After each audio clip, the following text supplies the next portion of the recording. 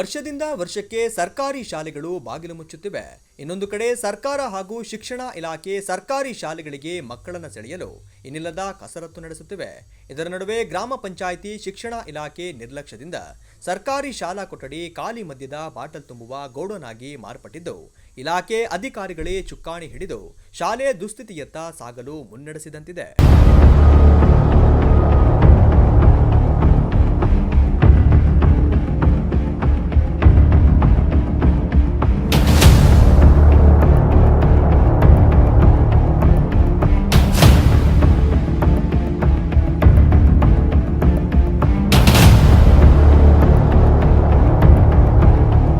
ತಾಲೂಕಿನ ಉಯಿಗೆರೆ ಸರ್ಕಾರಿ ಹಿರಿಯ ಪ್ರಾಥಮಿಕ ಪಾಠಶಾಲೆಯಲ್ಲಿ 12 ಮಕ್ಕಳು ವಿದ್ಯಾಭ್ಯಾಸ ಮಾಡುತ್ತಿದ್ದಾರೆ. 2 ಶಿಕ್ಷಕರಿದ್ದಾರೆ. 2 ಕೊಠಡಿಗಳಲ್ಲಿ ನಿತ್ಯದ ಪಾಠಗಳು ನಡೆಯುತ್ತಿವೆ. ವಿದ್ಯಾರ್ಥಿಗಳ ಸಂಖ್ಯೆ ಕಡಿಮೆ ಇರುವ ಕಾರಣ ಉಳಿದ ಶಾಲಾ ಕೊಠಡಿಗಳನ್ನು ಖಾಲಿ ಬಿಡಲಾಗಿದೆ. ಆದರೆ ಮಕ್ಕಳು ನಿತ್ಯ ಪಾಠ ಕಲಿಯುವ ತರಗತಿ ಕೊಠಡಿ ಪಕ್ಕದ ಮತ್ತೊಂದು ಕೊಠಡಿಯಲ್ಲಿ ನೂರಾರು ಕಾಲ ಮದ್ಯದ ಬಾಟಲಿಗಳನ್ನು ತುಂಬಿರುವ ಚೀಲಗಳ ರಾಶಿಯೇ ಕಂಡುಬಂದಿದೆ.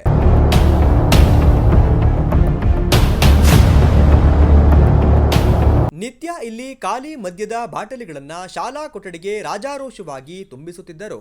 ಶಿಕ್ಷಕರಾಗಲಿ ಗ್ರಾಮಸ್ಥರಾಗಲಿ ಪ್ರಶ್ನಿಸದೇ ಇರುವುದು, ಇದರ ಹಿಂದೆ ಪ್ರಭಾವಿಗಳ ಕೈವಾಡ ಇರುವ ಶಂಕೆ ವ್ಯಕ್ತವಾಗಿದೆ.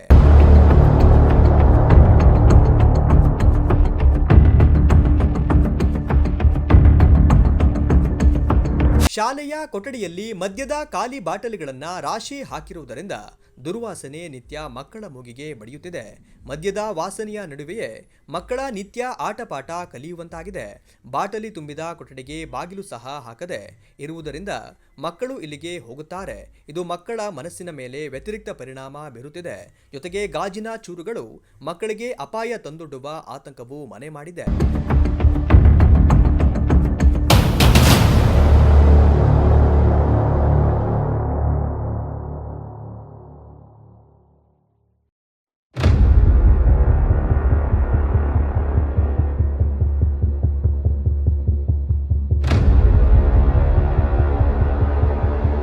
ಸಂಬಂಧಪಟ್ಟ ಅಧಿಕಾರಿಗಳು ಇದರ ಹಿಂದೆ ಯಾವೆಲ್ಲ ಕಾಣದ ಕೈಗಳು ಕೆಲಸ ಮಾಡುತ್ತಿವೆ, ಕೂಲಂಕುಷವಾಗಿ ತನಿಖೆ ನಡೆಸಿ ತಪ್ಪಿತಸ್ಥರ ವಿರುದ್ಧ ಕಾನೂನಿನ ಅಡಿಯಲ್ಲಿ ಕಠಿಣ ಕ್ರಮ ಕೈಗೊಳ್ಳಬೇಕು ಎಂಬುದು ಸಾರ್ವಜನಿಕರ ಒತ್ತಾಯ.